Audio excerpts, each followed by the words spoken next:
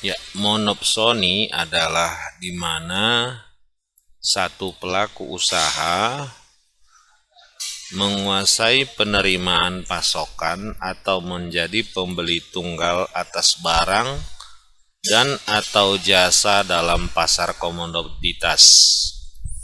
Monopsoni adalah kombinasi di mana produk marginal dari setiap dolar nilai suatu sumber sama dengan produk marginal untuk setiap dolar nilai setiap sumber lain, atau satu pembeli untuk satu sumber tertentu. Monopsoni dapat timbul karena kita lihat di sini. Satu, adanya pengkhususan sumber untuk digunakan oleh pemakai tertentu. Dua, imobilitas sumber yang digunakan dalam satu daerah tertentu oleh perusahaan tertentu. Sejauh pembahasan kita tentang kekuatan pasar terfokus pada sisi penjual yang ada di pasar. Sekarang kita membahas dari sisi pembeli. Nah, tadi penjual ya. Kita ingin melihat bahwa jika tidak ada banyak pembeli, maka mereka juga memiliki kekuatan pasar dan menggunakannya dengan baik untuk mempengaruhi harga yang dapat mereka bayarkan untuk sebuah produk. Gambaran posisi pasar monopsoni. Seorang pengusaha menduduki posisi monopsoni dalam pasar merupakan satu-satunya pembeli. Seperti halnya seorang monopolis menghadapi permintaan pasar seorang diri, maka seorang monopsonis menghadapi penawaran pasar seorang diri pula. Bentuk pasar ini jarang dijumpai dalam pasar konsumsi atau pasar barang konsumsi, tetapi lebih umum di dalam pasar faktor produksi, seperti pasar cengkeh, pasar kopra, pasar sayuran ekspor. Dalam ketiga pasar ini, petani dalam jumlah banyak menghadapi pengusaha rokok kretek, pengusaha minyak goreng, dan pengekspor yang ada di daerahnya. Tidak jarang merupakan satu-satunya. Dalam hal ini, maka petani menduduki posisi yang lemah.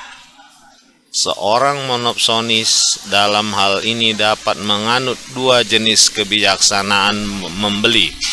Yang keduanya menguntungkan. Gitu ya. Jadi dia apapun yang dibelinya tetap untung. Pertama, ia dapat menentukan harga pembelian dan menunggu jumlah yang ditawarkan. Pada umumnya dia akan memperoleh jumlah yang diinginkan. Lebih-lebih bila petani yang bersangkutan menghadapi kekurangan uang tunai. Yang kedua, dia dapat menentukan jumlah yang ingin dia beli, membiarkan para petani saling menyaingi untuk memperebutkan jumlah tersebut. Ini bisa dikatakan dia menggunakan kuota pembelian ya, kuota pembelian. Pintar ya. Akibat gejala ini adalah bahwa harga akan makin rendah. Jadi jelaslah kebijaksanaan pembelian manapun yang dianut pengusaha monopsonis selalu diuntungkan. Salah satu jalan untuk memperbaiki nasib petani yang bersangkutan adalah mengorganisasikan mereka dalam satu badan perkumpulan seperti koperasi. Dalam hal ini, koperasi produsen yang berfungsi sebagai penjual hasil petani.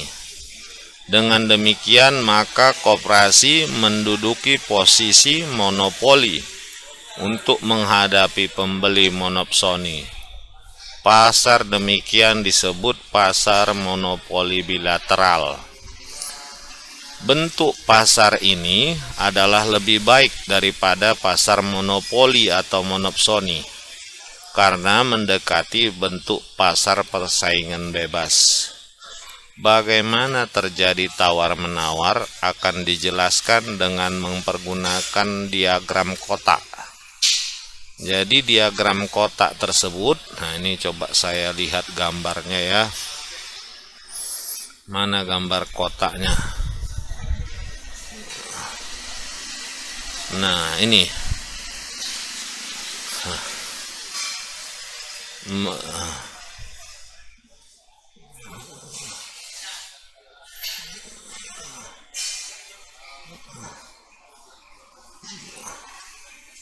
Nah ini gambar diagramnya ya.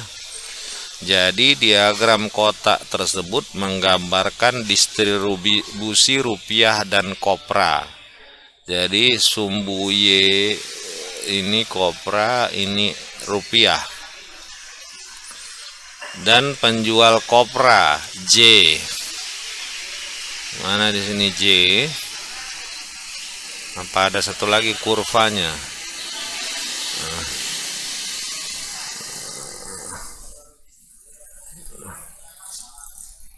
J. Nah, coba kita baca lagi langsung. Dalam tawar-menawar, mereka membentuk harga dan sesudah terbentuk,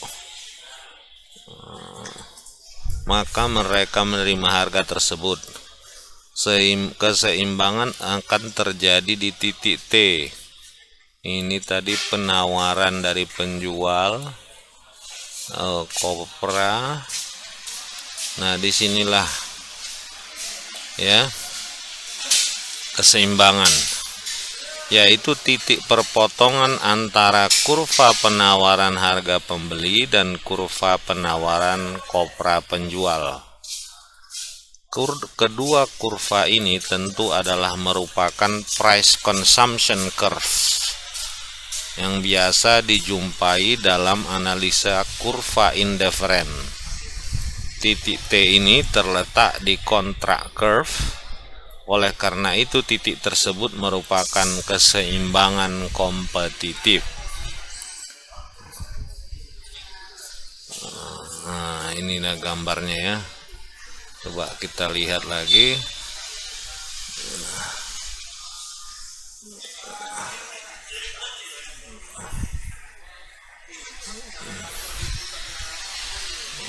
Oh, ini yang tadi gambarnya ini.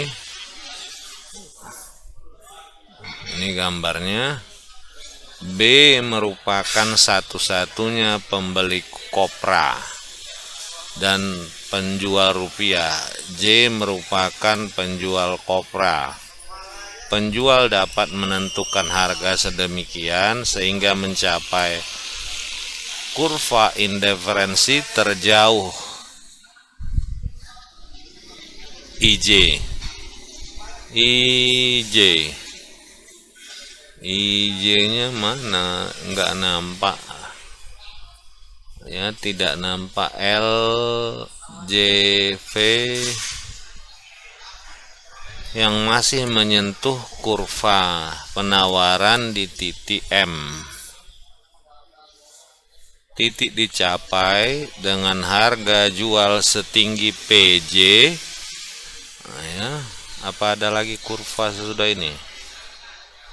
Enggak ada. Cuman ini kurvanya, mungkin lupa memasukkan kurvanya ya. Sebaiknya pembeli B dapat berbuat yang sama dan mencapai kurva indiferensi paling jauh yang masih menyentuh kurva penawaran. Nah,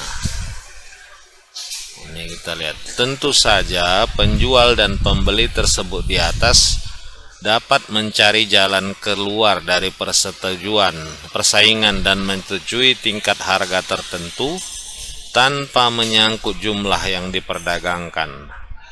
Harga akan terletak di antara PJ dan PB. PJ ini PB. PJ, ini PJ ya. Nah, berarti di sini. Nah,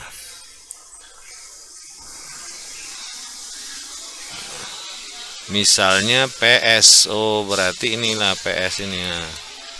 Titik S dapat berimpit dengan titik T. Ini S, ini T. Dalam hal ini harga akan terbentuk dari harga persaingan bebas. Dalam harga sama dengan PS, maka jumlah yang dijual tidak sama dengan yang dibeli. J hanya mau menjual sebanyak JW. J-nya mana? Ini J ke W. Nah, dari sini. Jadi dia hanya mau menjual sampai kemari. Dan B hanya mau membeli sebanyak BV. Jadi di sini.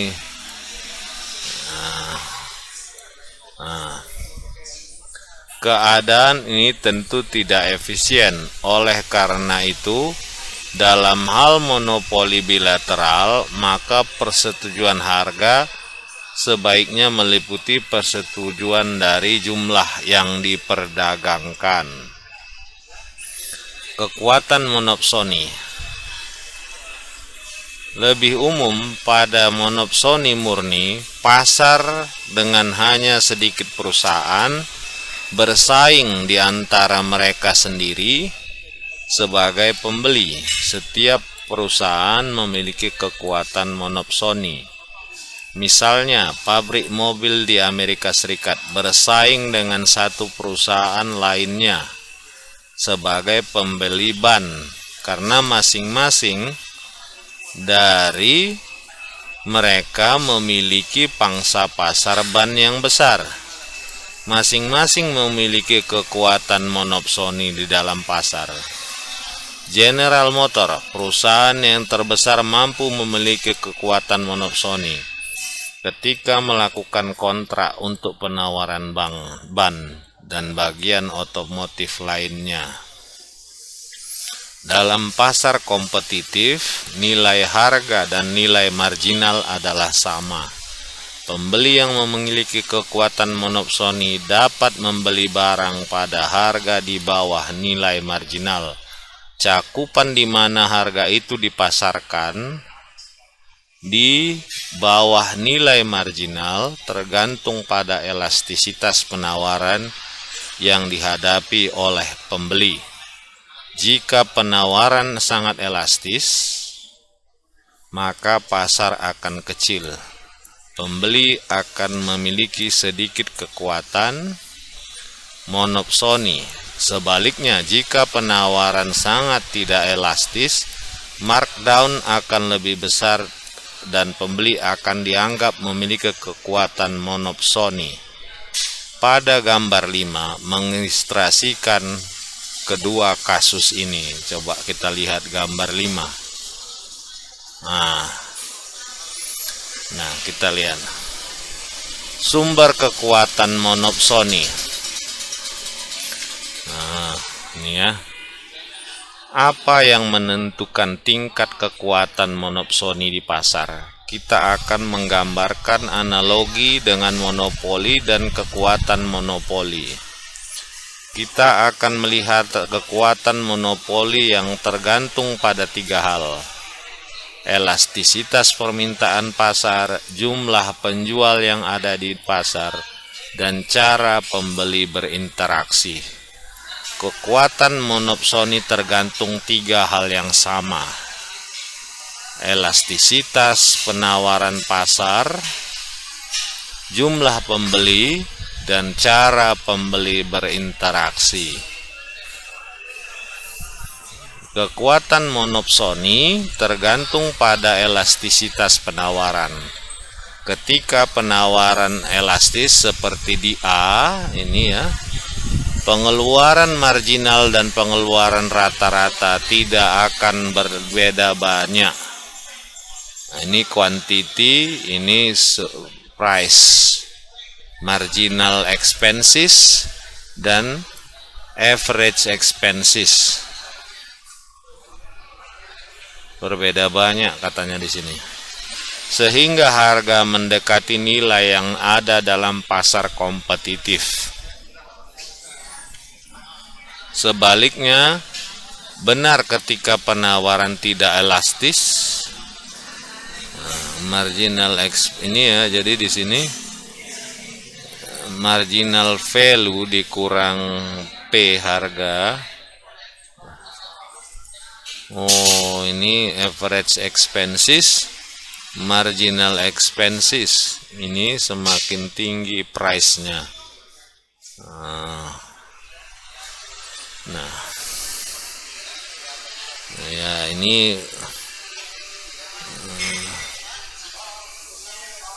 Nah, kita bahas yang kedua mengenai apa kekuatan dari monopsoni. Kalau tadi yang pertama kekuatannya penawaran elastis dan inelastis.